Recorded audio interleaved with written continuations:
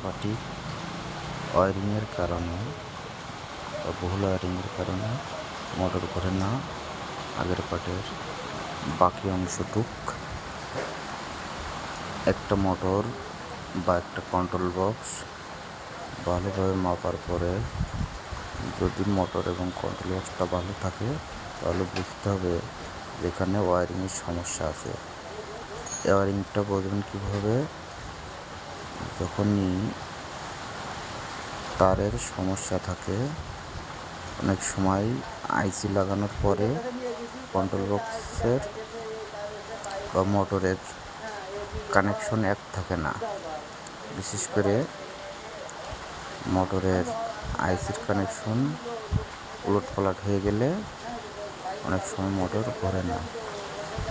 এমন অবস্থায় কী করতে হয় সে বিষয় নিয়ে আপনাদের জানাবো। অনেক সময় যেটা সঠিক বলে মনে হয় সেটা অনেক সময় সঠিক হয় না। মোটর সোজা ঘুরলেও অনেক সময় কিন্তু মোটর গরম হয়, মোটরটা পুড়ে যাওয়ার সম্ভাবনা থাকে। যার কারণে যতক্ষণ মোটরটা সঠিকভাবে না ঘুরবে ততক্ষণ মোটরটা কন্ট্রোল বক্স বা মোটরের নীল এবং হলুদ, সবুজ এই তিনটে তার ঘোরাতে হবে।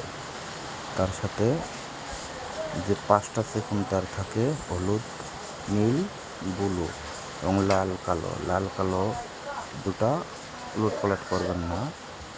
আপনার ব্লু, হলুদ আর নীল তার এক এক করে ঘুরিয়ে ঘুরিয়ে দেখতে হবে কোন তারের সাথে মোটর অ্যাডজাস্ট হয়।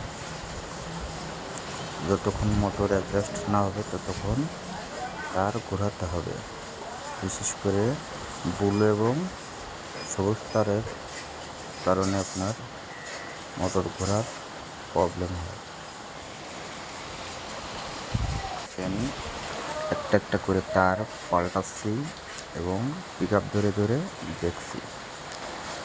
যতক্ষণ মোটরটা ইজি না হবে আমার তার দুটো এই 3টে তার যতক্ষণ আমি অ্যাডজাস্ট না করতে পারবো ততক্ষণ আর মোটর ইজি হবে না। যতক্ষণ না মেলবে ততক্ষণ আপনারা ঘোরাতে থাকবেন। অনেক সময় মোটর সামনে মুখে ঘুরলেও শব্দ হয়।